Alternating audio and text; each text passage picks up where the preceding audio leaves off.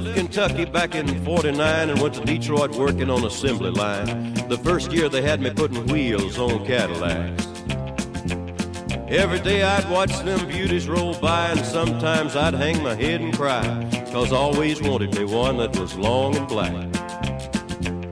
One day I devised myself a plan that should be the envy of most any man. I'd sneak it out of there in a lunchbox in my hand.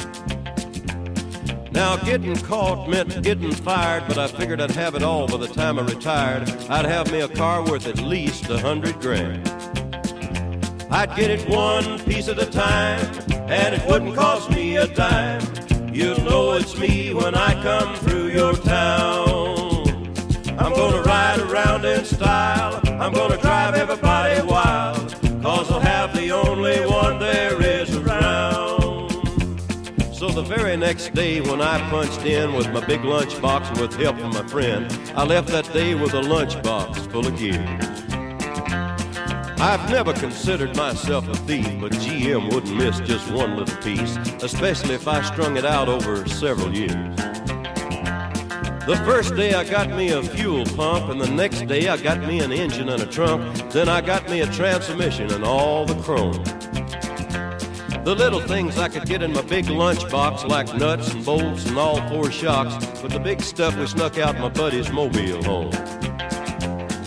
Now up to now my plan went all right till we tried to put it all together one night, and that's when we noticed that something was definitely wrong. The transmission was a 53 and the motor turned out to be a 73, and when we tried to put in the bolts, all the holes were gone. So we drilled it out so that it would fit, and with a little bit of help from an adapter kit, we had that engine running just like a song. Now the headlights, there was another sight. We had two on the left and one on the right, but when we pulled out the switch, all three of them come on.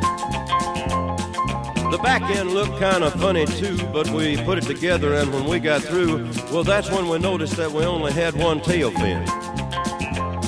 About that time my wife walked out, and I could see in her eyes that she had her doubts, but she opened the door and said, "Honey, take me for a spin."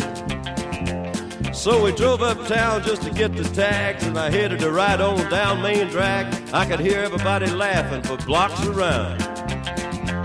But up there at the courthouse, they didn't laugh, 'cause to type it up, it took the whole staff, and when they got through, the title weighed 60 pounds. I got it one piece at a time, and it didn't cost me a dime. You'll know it's me when I come through your town. I'm gonna ride around in style, I'm gonna drive everybody wild, 'cause I'll have the only one there is around. Yeah, Red Ryder, this is the Cottonmouth in the Psycho Billy Cadillac, come on. This is the Cottonmouth, and negatory on the cost of this machine there, Red Ryder. You might say I went right up to the factory and picked it up. It's cheaper that way. What model is it?